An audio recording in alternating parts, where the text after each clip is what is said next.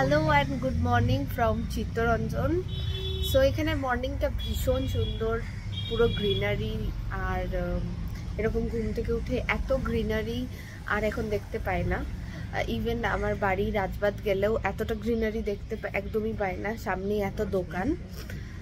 But এখানে full of greenery, oh my God, খুব ভালো লাগে।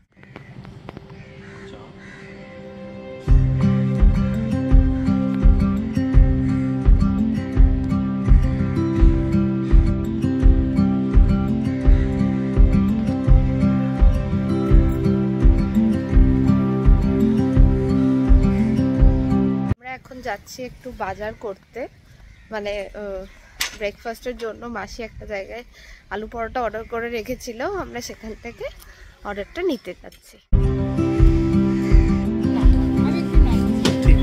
ও ভেজ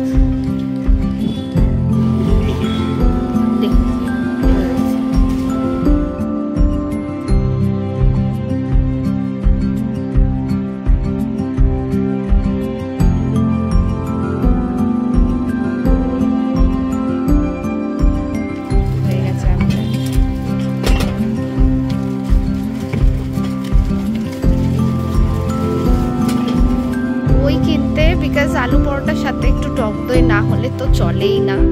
এটা হলো মেশো রিটায়ারমেন্টের গিফট। রিটায়ারের পর মেশো বলেছিল যে আমাকে একটা ট্রেনের মডেল গিফট করতে, তো CLW থেকে সেই মতোই এই মডেলটা ওনাকে গিফট করে। তো আমি মেশোকে জিজ্ঞেস করছিলাম যে এটা কত দাম। আমরা ভাবিও নি মেশো যে দামটা বলবে সেইটা হবে। এই মডেলটার দাম হলো প্রায় 11,000 টাকা। তারপরে আমরা দুপুরবেলায় খেয়ে দিয়ে বেরিয়ে পড়ছিলাম ঘুরতে।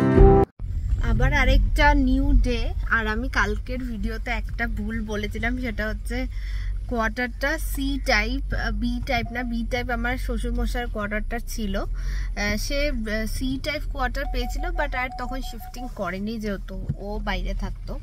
সো এটা হচ্ছে সি টাইপ। এর থেকে বড়টা হলো ডি, তার থেকে বড় অফিসার্স দেখাবো আমি এই ব্লগে, যদি অফিসার্স হাউজিংগুলো তোমাদের সাথে শেয়ার করব। এখন আমরা একটু আবার ঘুরতে বেরিয়েছি, আর এখন আমাদের গন্তব্য হলো হিল টপ। এখানেরই একটা জায়গা যেটা একদম একটা ছোট হিল, ওটা টপে গিয়ে ফটো তোলার ইচ্ছা আছে। গেছি, একবারই গেছি, আজকে সেকেন্ড টাইম যাচ্ছি। Let's go. না, এইগুলো কমিউনিটি হল। আচ্ছা আচ্ছা, এটা নর্থ কমিউনিটি হল। ওকে, এইটা হলো অফিসার্স বাংলো না? এগুলো অনেক বড় এরিয়া নিয়ে, সার্ভেন্ট কোয়ার্টার্স, অনেক অনেক অনেক বড় এরিয়া প্রত্যেকটা অফিসার্স হাউজিং। এই রোডটাতে পুরোই অফিসার্সদেরই কলোনি বলতে পারো।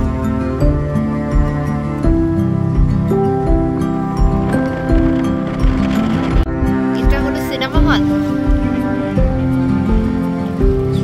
আচ্ছা, বাসন্তী ইনস্টিটিউটে কি হয়?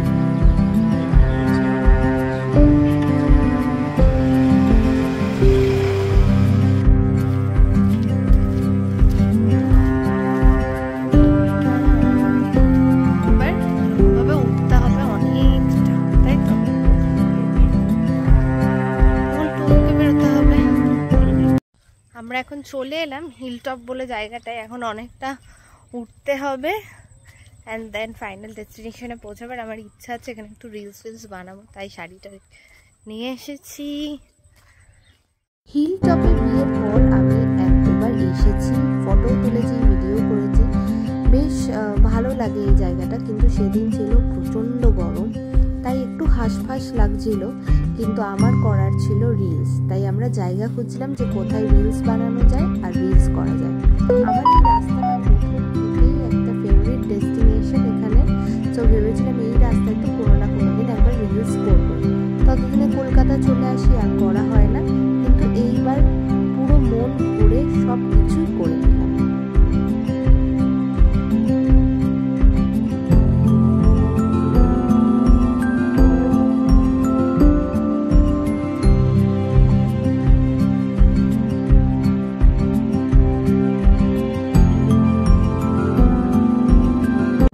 বাজারের নাম হলো আমলাদই বাজার।